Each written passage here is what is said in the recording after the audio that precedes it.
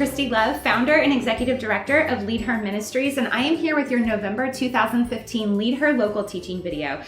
All this year in 2015, we have been digging into our yearly theme of Mission 365. And what we've been talking about in Mission 365 is how can you and I make gospel-centered living and leading a lifestyle? And what we mean by that is we've taken a really in-depth look at the four Gospels. We've looked at these different perspectives on Jesus's life and his leadership. We've looked at his words and his teachings and how he lived life, how he did life with others, how he modeled love, how he taught us faith. And we've looked at that and we've said, okay, how can we take that out, that example out? How can we apply that to our lives day in and day out, every single day, looking for ways to love like Jesus, looking for ways to lead like Jesus, looking for ways to serve like Jesus, and looking for ways to point other people to his heavenly Father, just like he did with his life here on earth. It's been a year that has really challenged us to do a lot of work inside of our hearts, inside of our own minds and our own perspectives. We've had to wrestle with issues like forgiveness and peace and rest and trust and faith and loving people and serving people. But then last month, we kind of began to shift our focus just a little bit. We started to shift away from looking inside at our own hearts and our own lives, our own minds. We started to shift away and starting to focus our gaze more outward onto the world around us, the people that are around us. Last month in our teaching video in October, we really started to dig into the Great Commission, where Jesus commanded us to go out into all the world and make disciples, baptizing them in the name of the Father, the Son, and the Holy Spirit, and teaching them what it looks like to live out faith. We talked about how that command was an active command. It was telling us to go, to do something, not to be passive in our faith, not to trust that someone else was going to do that none of us were disqualified from that commandment to go, that it didn't say wait until you have a certain degree or wait until you're a certain age or wait until you know enough about the Bible or you have so many verses memorized before you go. It's a call for all of us to go. And we were talking about how we needed to learn how to make 3 commitments so that we could walk that out. That evangelism was about building relationships. It wasn't just about simple steps to follow. And last month, we really talked about the concept of not having a target-based mentality when it came to evangelism, not just looking at people as something to be conquered, as someone who was lost that needed to be saved, but someone who was lost who needed a relationship first and foremost with us. And through their relationship with us, they then begin to discover a personal relationship with Jesus Christ. So the 3 commitments that we threw out to you last month, I want to go over them again because they're really important that we have those in the forefront of our mind as we continue this conversation here in November. Because really what we're going to talk about here this month is kind of a 4th commitment that goes right along with those other 3. So what we talked about, and if you remember, if you were in a local chapter meeting last month, if not, you can go back to our website at leadher.org, click on the grid that says watch past teaching videos, click on 2015 and then click on October. You can get caught up with that video right there. But if you watch that, you'll remember we used a giant braid. We had some rope and we said, imagine that we were making a friendship bracelet essentially. And that these 3 commitments were like the different pieces that we were braiding together. And you can't have one without the other to effectively evangelize, to effectively share our faith. And they were these 3 commitments. Number 1 was to see people. To be willing to see people the way that God sees them, to have our spiritual radar on at all times, to be willing to have our life interrupted, to be willing to have our plans adjusted when there is somebody in our life, whether it's a friend, a family member, a coworker, a neighbor, or maybe a perfect stranger that just comes across your path that day. That number 1, you have to make a commitment every single day, every single morning to say, okay, God, I need you to give me your perspective. I need you to give me your eyes so that I can see the people in my world today. I can see where they might have a need and I can try to figure out a way to speak into that need. So first and foremost, you had to be willing to see. Secondly, we challenged you that you have to be willing to love. And it's a commitment we have to make in ourselves even before we engage people in this type of evangelism, because it's a commitment to say, I see you, I hear you, I want to hear your story, I want to know what's going on in your life, I want to know what struggles you're facing. And then no matter what you tell me in that moment, I'm going to love you anyway. And I'm going to love you through it. I'm going to love you where you are, just like Jesus did. He was so good at loving people just where they were, but he was also so good at loving them forward and continuing continuing them forward. He loved the potential in them and the potential out of them. And so we challenge you, see them, hear them, love them. And then lastly, we challenge you that you've got to be willing to commit to modeling faith day in and day out. You've got to remember that as you do this and you start to build relationships with people who don't have a personal relationship with Christ yet, or people who've walked away from that as you model faith for them, you show them what Jesus looks like. You sometimes are the only Jesus that they might see, that kind of old expression that you may have heard before. Really, it's very true. The way that you react to a situation, the way that you react when you get cut off in traffic, or when you get bad news, when you lose your job, when something happens, when someone frustrates you or makes you angry, that's all part of how you model what faith really looks like, because you're showing them it's something that's a lifestyle. It's penetrated every aspect of your life. It's not just segmented to Sunday mornings when you're at church.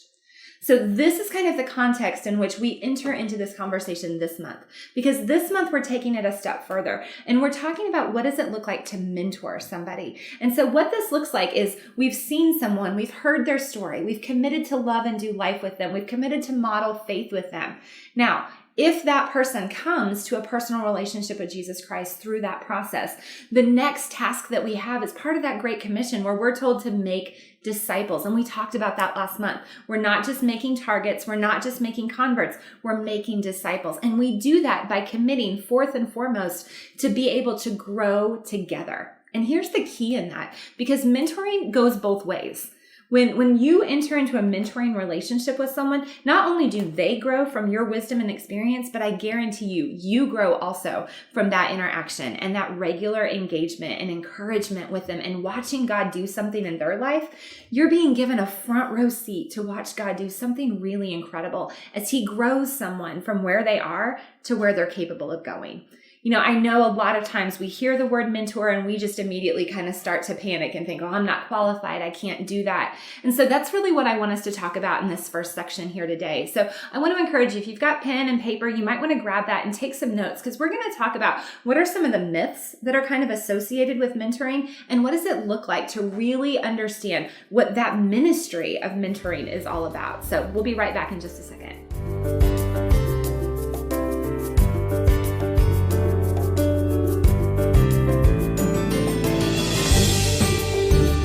All right, ladies, so a lot of times when I sit down and I have conversations with people revolving around the concept of mentoring, one of the immediate things that I hear people say is, well, I'm not qualified to be a mentor. I don't know enough to be a mentor. Nobody would benefit from learning anything from me. And I'm going to remind you of the exact same thing that I said to you last month in October, which is we're all qualified and we're all called to be able to learn how to do life with one another. I guarantee you there is somebody in your world who can benefit from your wisdom, your expertise, your experiences, your encouragement, your love, your support. And that's really what mentoring is. And so one of the things that I think we have to address first is kind of that myth of mentoring. One of the biggest things that you need to know is this: mentoring isn't something that you're going to be qualified to do. It's something that you're willing to do. And honestly, that is the first and the greatest characteristic of a good mentor in somebody's life is their willingness. Their availability, their willingness to say, you know what, I see you. I've heard your story. I've developed a love and a friendship with you. I'm trying to model faith for you, but I want to invest in you. I want to make space and time, and I want to make you a priority. And in time that we can get together regularly, that I can hear what's going on in your world, you can hear what's going on in my world. We can have a chance to speak into one another, and I can share with you what God's word says on different issues. I can share books with you. I can share thoughts with you. I can share my experiences with you. Ladies, honestly, that's the biggest foundational piece of mentoring is your willingness to get your sleeves rolled up, to dig down deep, and to invest in the lives of others. How many times have you heard me say, we are not created to do life alone? We're not made to just be isolated individuals that go through this world by ourselves. We are made for relationship. We were designed for a relationship from the very beginning. When we go all the way back to Genesis, God designed Adam for a relationship with God. And then He recognized immediately that it wasn't good for man to be alone. So He created a companion for Adam. We are designed, ladies, for vertical relationship with our Lord Jesus Christ. We are designed for a vertical relationship with our Heavenly Father. And as we have that vertical relationship, we then allow allow that vertical relationship to permeate our horizontal relationships that we have with other people in our life, the other people that he brings into our world that we have a chance to speak into. Another thing that's really important for you to keep in mind is that mentoring isn't cookie cutter. You hear me talk about this a lot. Faith isn't cookie cutter. Our spiritual experiences are not cookie cutter. But the same is true for mentoring. You're not going to sit down with two people who are exactly alike. You're not going to be able to walk them through the exact same steps. Every single person is unique. Every single person is an individual. And so they need your individual attention. Mentoring isn't a program that you implement. Mentoring isn't something where you sit down with someone and say, okay, I'm going to take you through these steps, or we're going to work through this workbook. It's something where you're saying, I want to hear what's going on in your life. I want to help you recognize the needs that you have, and then let's help you figure those out. Let's walk through and see what God's word says about that. So I need you to have kind of this grasp of what is mentoring. If we look up an actual definition of the word, this is what we would find. That mentoring is to advise someone or train them. It's a trusted teacher, a counselor, or a guide. When I think about mentors, I immediately think of Jesus, because Jesus modeled mentoring for us in his ministry. If we look throughout the entire Gospels again and again and again, that's so much of what he was doing with his disciples. For example, Matthew 5, the Sermon on the Mount, okay, he taught here about salt and light, law and anger, adultery and divorce. He was teaching them about revenge and how to love their enemies, how to give in to those in need. He taught them about prayer and fasting and money, how to not judge one another, how to get into heaven. He taught them how to build their lives on a foundation of faith. And he patiently not only taught that to them, he modeled that, and then he answered questions. He struggled back and forth with them. And that's exactly what that looks like to mentor somebody else. He modeled for them how to act out in ministry. He modeled for them how to drive out demons, how to heal the sick, how to pray. He modeled for them a chance to get to do ministry on their own. In Matthew chapter 10, he sent them out into the world and he stayed behind. Well, they went out, they shared the gospel, they ministered to the sick and to the hurting, and then they came back. And so he was able to delegate to them and give them a chance to try out some of these new skills that he had been training them to do. He guided them in correcting wrong thinking. I think about the story of the woman at the well, and immediately as they went into the town to try to find something to eat, to drink, this woman came to the well and began to talk to Jesus. And when they came back, they saw Jesus interacting with her, and they immediately were like, what are you doing? You can't do this. And he quickly corrected their thinking by turning their attention out to the fields and talking about how much that there was to harvest and how they needed to be focused on the big picture and not these little details that often consumed them.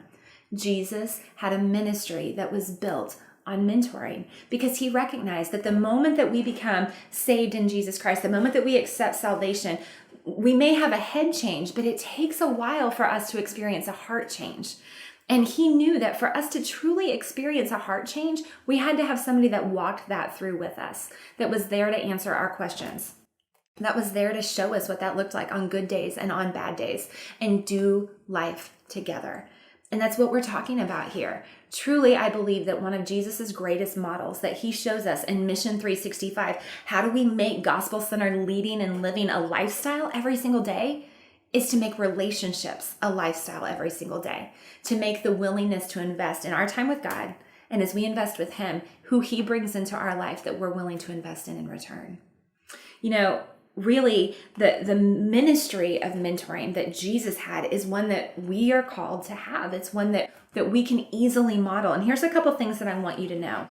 Mentoring, ladies, is an opportunity for you to get in the trenches and do ministry. And here's what I mean by that. It is really easy for us to sit down with someone and to pray with them. It's really easy for us to sit down and quote scripture at someone, or to hand someone a book and say, hey, read this may help, and then walk away. It's a lot more difficult for us to do exactly what we talked about, roll up our sleeves and get in the trenches with somebody. Mentoring is where rubber meets the road in faith. It's those places where they're trying to figure out, how do I do this when the bills don't add up with what's in my checking account? Or how do I do this when the diagnosis just came in and legitimately I'm scared and I'm angry and I'm frustrated? Or how do I do this when I've just been hurt and wronged, or my spouse has done something that just breaks my heart? How do I do this when I see my kids struggling with addictions? Those are the moments that we have to be willing to dig into the mess of people's life. And mentoring's messy. It's not easy. It's not cut and dry. Ministry is not designed to be easy and cut and dry. True ministry is designed for us to be willing to get involved in the mess. Ministry's messy. Community's messy. Doing life with one another, it's not easy. It's not always pretty, but it's worth it. And it's effective because Jesus himself showed us that that's the most effective way to win hearts, win lives, and change lives for him and for eternity. Here's another thing I want you to think about. Mentoring and being willing to do that. Come beside somebody in a mentoring relationship. Being willing to invest in their mess. Being willing to invest and speak truth into their life and their circumstances.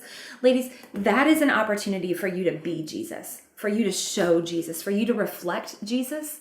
And for you to obey Jesus.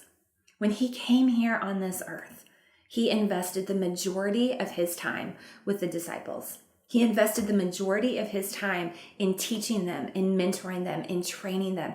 And we sit here today as an extension of the New Testament church because of the success of that model. He understood that to mentor was to multiply.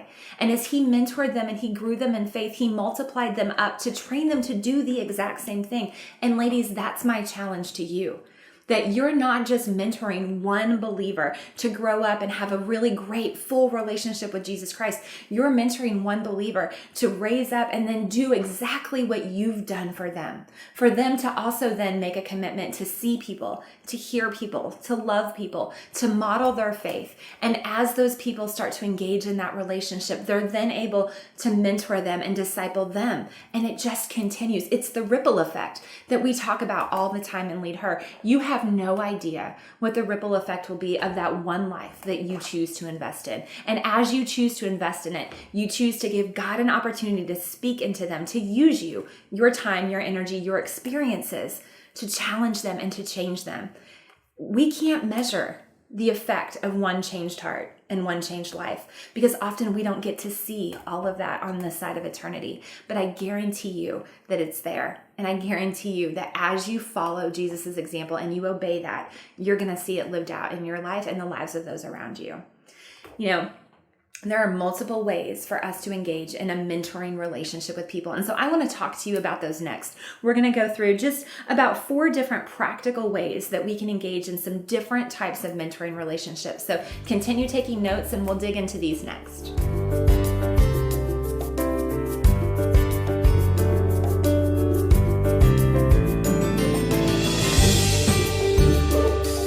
So 4 different types of mentoring relationships that I want you to realize. And maybe for some of you, this will kind of expand your thinking out a little bit on what a mentoring relationship can look like. Because I think a lot of times we have all of these preconceived notions when we hear that word mentoring and building into people as a mentor. So here's the first one, okay? One of the first types of relationships that you can have as a mentor is a very structured relationship or an objective relationship, as I like to call it. And this is going to be a formal situation where maybe you have assignments, you have readings, you have discussions. This is typically when you're trying to grow someone as a leader. You're trying to grow them in a specific area of their faith. Maybe you're trying to develop a skill in them. You're trying to grow them as a speaker or as a teacher. You know, in Lead Her, I have a very structured and objective-based mentoring program that I do with some of our coordinators. And we just take a small group of coordinators, no more than 10, and it's a 6-month program that they commit to. And through that 6 month, we do 4 different books together that we read. They've got some assignments that they have to do every single month. We have phone calls where we touch base with one another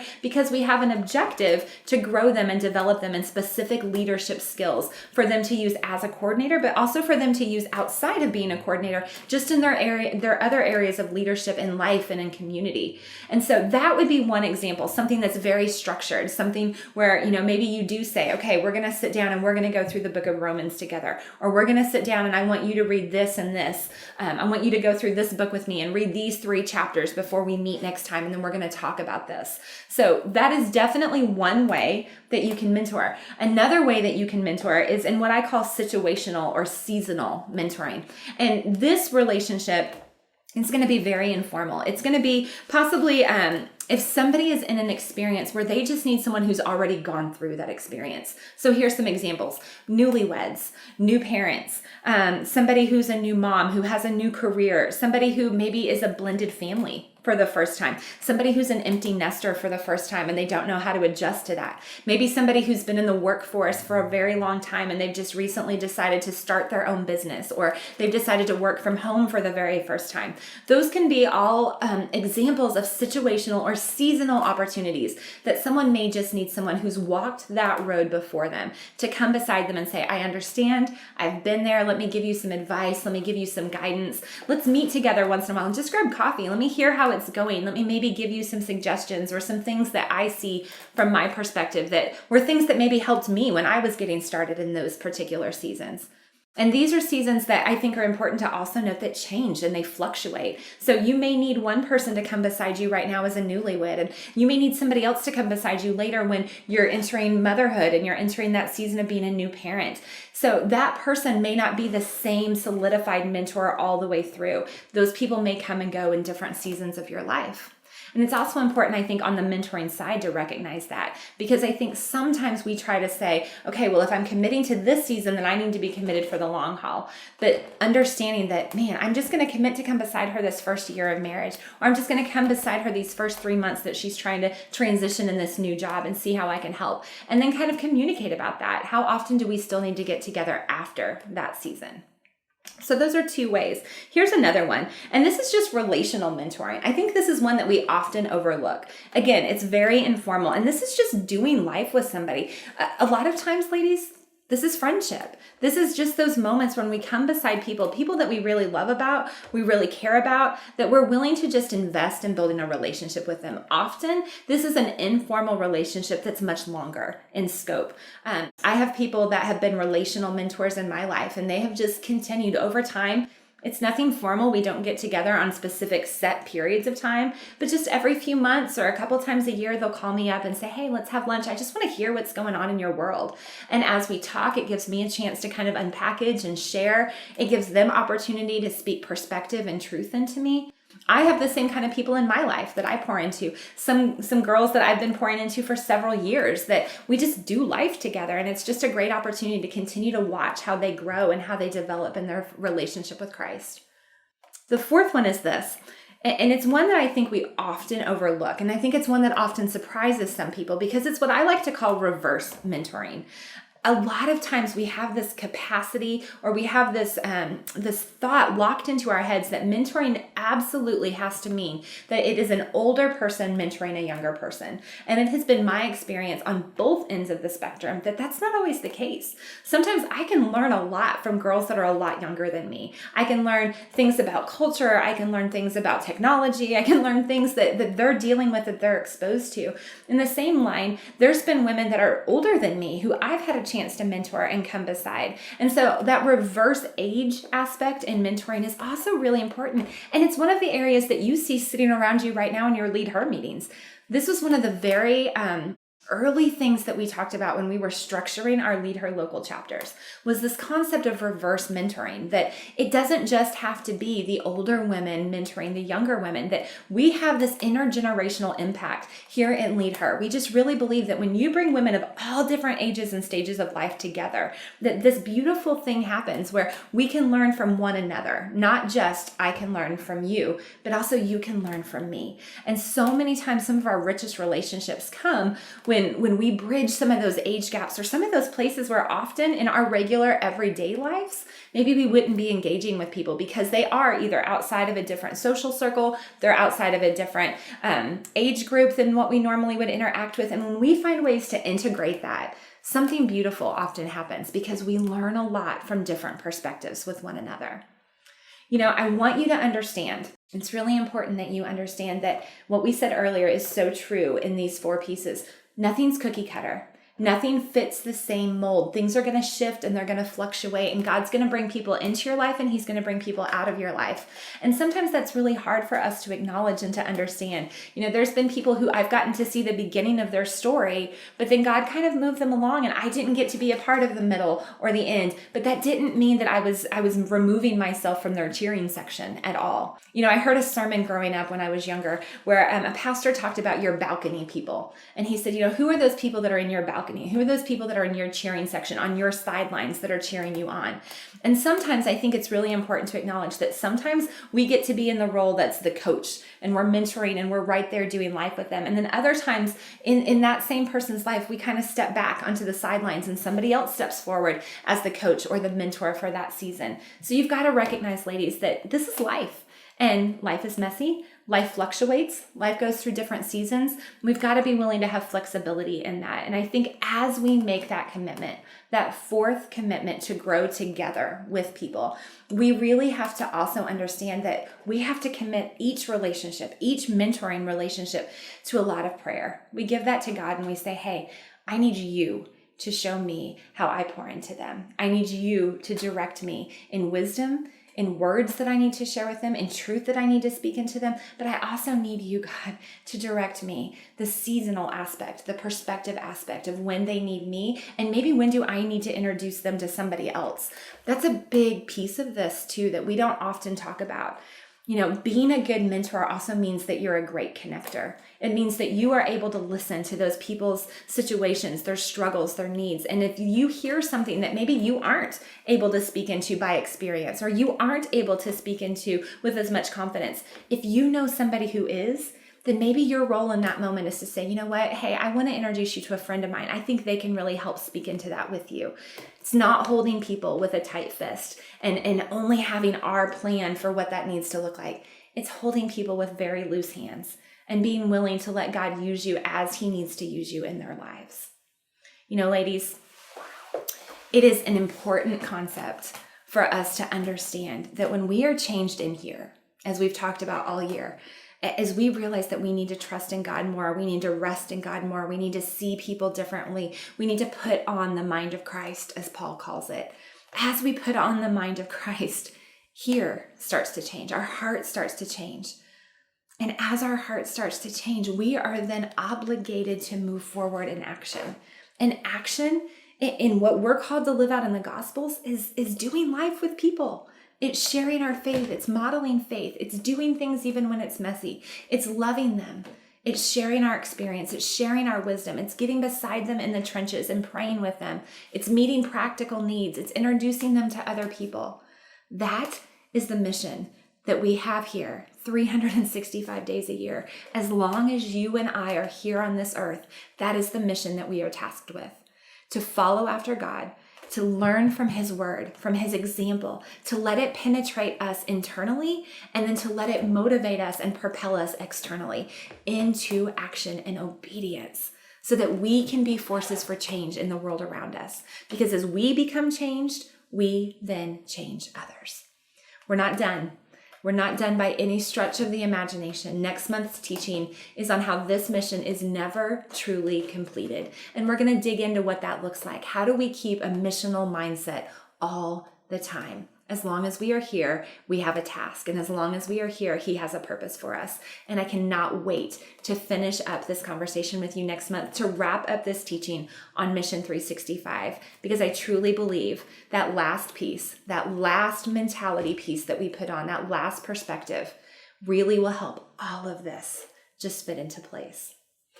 Ladies, I challenge you this month to be willing. Two things. Number one, find someone that you can mentor. Find someone that you can pour into. Look around you in the room where you're at right now. If you're at a Lead Her local chapter meeting right now, there are women around you who you can get to know them. And as you get to know them, you can have an opportunity to speak into them. Look around you. Are there high school girls? Are there college-age girls? Are there younger girls? If you're one of our younger girls that are attending a meeting, are there middle school girls that you can pour into? Look around you. Are there friends? Are there family? Are there people at your job? Maybe somebody that's new, that's just getting started. Maybe somebody who recently joined your church. Maybe a new believer that you're just getting to know. Somebody in your small group. There are people around you. And if you are willing to say, hey, I'd love to just take you to coffee. I'd love to be able to have a chance to pour into you and just invest in you. You would be surprised at how many people are longing to hear those words. And on the second half of this one's often much harder because often we are longing to hear those words. We're longing for someone to come to us and say, I'd love to pour into you. I'd love to meet with you. I'd love to mentor you. And I know you're out there and you're those women who are saying, man, nobody's ever asked me and I would love to have a mentor. I would love to have that in my life.